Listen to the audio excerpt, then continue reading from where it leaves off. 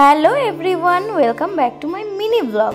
জামা কাপড় তো কেনা মোটামুটি কমপ্লিট, আর জামা কাপড়ের পরে যেটা আসে জুতো।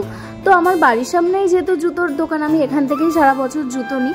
আমার ড্রেস দেখেই বুঝতে পারছো একদম নর্মালি ঘরের ড্রেস পরে রয়েছি। তো যখন রাত হয়ে গেছে, দোকান বন্ধ হবে, তার আগেই গেছি দোকানে।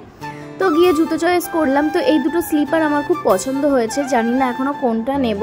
আর এইবার আগে থেকেই ভেবেছিলাম হাই হিল কিছু নেব না, সবসময় পরতে পারবো ইজিলি, তো তেমন একটা জুতো নেব। তো এই জুতোটা আমার খুব পছন্দ হয়েছে, একটু নরম আছে, যেহেতু আমার পায়ে খুব ব্যথা করে, একটু নরম দেখে নেব এবার।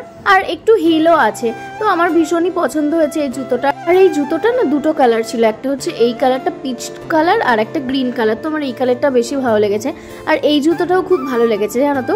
তো ছোটোবেলায় আমার একটা জুতো এরকম ছিল, বাট অনেকদিন পরে এরকম পেলাম, কিন্তু এই জুতোটা আমি ঠিক সবসময় পরতে পারবো না, আর সেই কারণে একটু কনফিউজড হয়ে পড়েছিলাম কোনটা নেব, স্লিপারের মধ্যে কোনটা আর ভালো জুতোর মধ্যে কোনটা। তো তোমরাও আমাকে কমেন্টস করতে পারো কোনটা নেব। আর মামার দোকানে প্রচুর কালেকশন আসে, রিজনেবল প্রাইসে দারুণ জুতো পাওয়া যায় এখানে।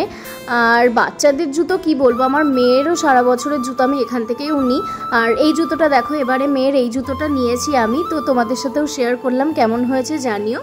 তো আজকের ব্লগটা এইটুকুই থাকলো। আর হ্যাঁ, মিনি ব্লগটা কেমন লাগলো অবশ্যই জানিও, আর নেক্সট ব্লগের জন্য অবশ্যই অপেক্ষা করো। আর তোমাদের কার কার শপিং কমপ্লিট হয়েছে জানিও।